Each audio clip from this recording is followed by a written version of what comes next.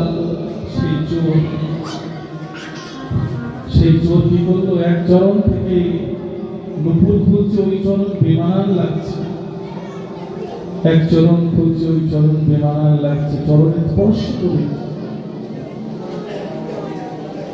সমাধি লাভ করলো, চরণে মাথা রেখে ঘুমিয়ে পড়লো।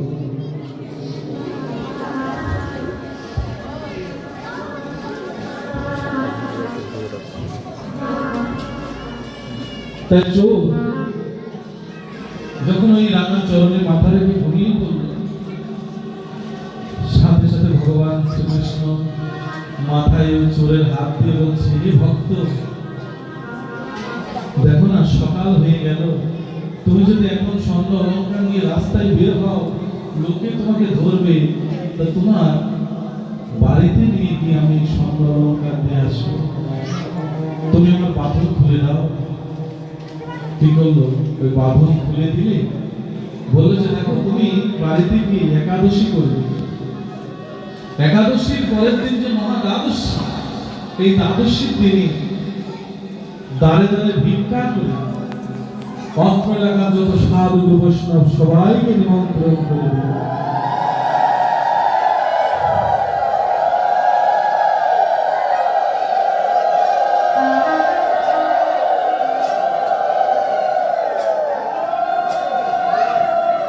সবাইকে নিমন্ত্রণ করে দিল, তুলসী বৃক্ষের তলায় আলো মাটিতে লেপন করল, আর মধুমাখা কৃষ্ণ নাম করো। আমি শুধু একা নই, আমার বামা শক্তি শ্রীমতী রাধারানীকে নিয়েও তোমার বাড়িতে উপস্থিত হবে, তোরা বাড়িতে কোনোদিন অভাব থাকবে না, কষ্ট থাকবে না। কি করলো জানেন, সকাল হলে বাড়ি থেকে রওনা করল, বাড়িতে গিয়ে মাধবীকে বলছে, জানো আজকে গিয়েছিলাম তোমাকে ভাগবতে ভক্তের সঙ্গে দেওয়ার সময় আমি মাইকের আওয়াজে শুনেছিলাম কৃষ্ণের কথা। আমি গিয়েছিলাম সেই বৃন্দাবনে গিয়ে কৃষ্ণের সাথে আমার দেখা হয়েছে। এই কথা বলে মাধবী জড়িয়ে ধরে বলল, কি সত্যি গিয়েছিলে বৃন্দাবনে? হ্যাঁ গিয়েছিলাম। সারা রাত বসে বসে মাধবী ওই চোর স্বামীর কাছ থেকে কৃষ্ণ কথা শ্রবণ করেছে। বললো যে দেখো তুমি কি কৃষ্ণের চরণ স্পর্শ করেছে? বলছে হ্যাঁ স্পর্শ। ওনার কি কোনো কষ্ট দাওনি? বলছে উনি কি কোনো কষ্ট হয়েছে? না তো, কিন্তু আমি দড়িতে ভালো করে বেঁধেছিলাম। কি বলো, তুমি ওই অঙ্গে আঘাত করেছো? তুমি কি ওই অঙ্গ স্পর্শ করে তুমি দড়ি দিয়ে শক্ত করে বেঁধেছিলে? হ্যাঁ শক্ত করে। কতই না কষ্ট পেয়েছে আমার প্রভু, ভক্তির জন্য কত কষ্ট পায়।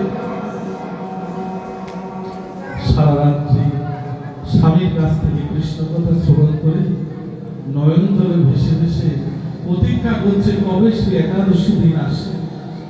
একাদশীর দিন উপবাস করে পরের দিন দ্বাদশীতে অত্র এলাকায় সবার বাড়ি বাড়ি ভিক্ষা করে সবাইকে নিমন্ত্রণ করেছে, দেখো আমার বাড়িতে একটু হরিনাম হবে, ভক্ত সেবা হবে, তোমরা যেও।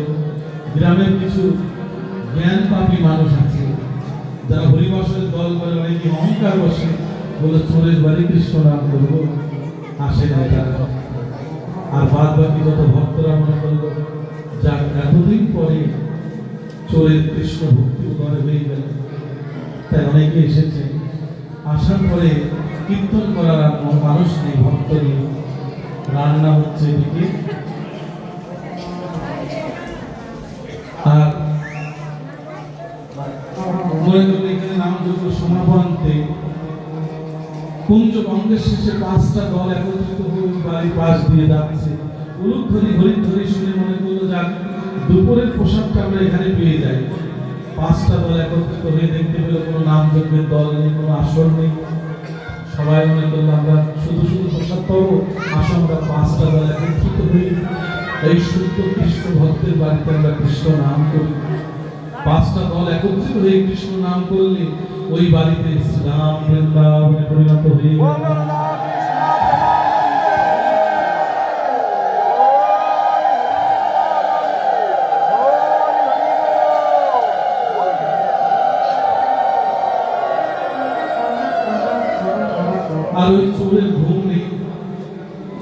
ওই চোর অহর্নিশি ওই কৃষ্ণ রূপ চিন্তা করছেন, এত সুন্দর মানুষ। জীবনে কত মানুষ দেখলাম, এত সুন্দর রূপ তো দেখি না।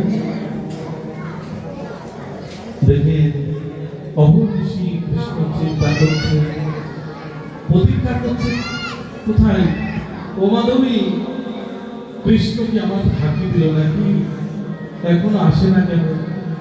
ঘুরছে আর ঘুরছে, হঠাৎ করে নজর পড়েছে ওই তুলসী বৃক্ষের তলায়। সবাই বলুন রাধে রাধে। তুলসী বৃক্ষের তলায় নজর পড়েছে, দেখতে পেল তুলসী বৃক্ষের কাছে আমার রাধা গোবিন্দ যুগল হয়ে দাঁড়িয়ে রয়েছে।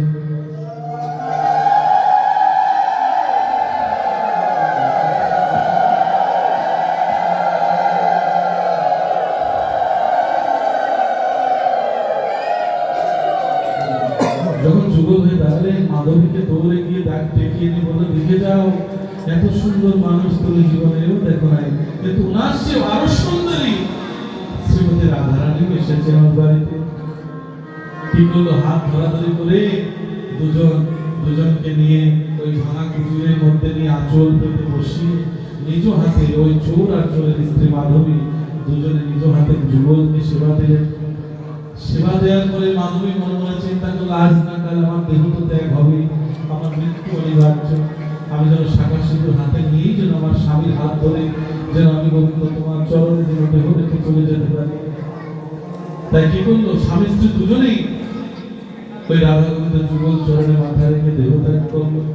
দেহত্যাগ করলে ওই দুজন স্বামী স্ত্রী দুজনে মিলে ভগবান শ্রীকৃষ্ণ রাধারানী পুষ্প রথে করে দুজনকে ভাগবত ধামে নিয়ে চলে গেল।